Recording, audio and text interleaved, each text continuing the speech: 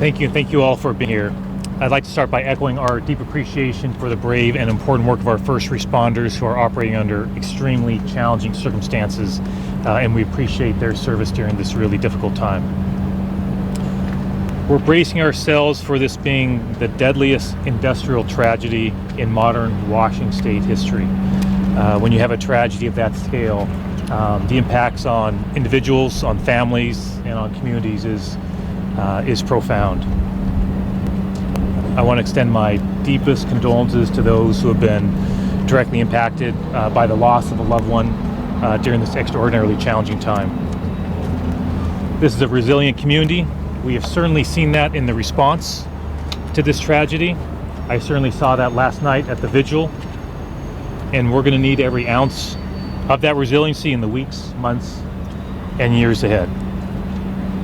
I also want to emphasize that the coordination between agencies and between governments is very strong, and we would expect nothing less, but I know when I see that level of cooperation, that is certainly happening here, and I deeply appreciate everybody's hard work to make sure we're dealing with the challenges in front of us. I just want to provide a very brief update on state resources that are being deployed to assist. I'll keep this very brief. Today we have 46 members of the Washington National Guard on site. That includes 10 civil support team members currently working to support the Department of Ecology on air monitoring. To re-emphasize the results of that testing so far, which I think was mentioned before, but it bears repeating, those results show no evidence of airborne contamination. We will, of course, continue to monitor over the coming days. We also have 20 members of the Homeland Response Force who will assist with decontamination. We have 8 members of Fatality Search and Rescue to assist with recovery. We're thankful to those members of the National Guard and to other members of the National Guard who are on site assisting in a variety of ways.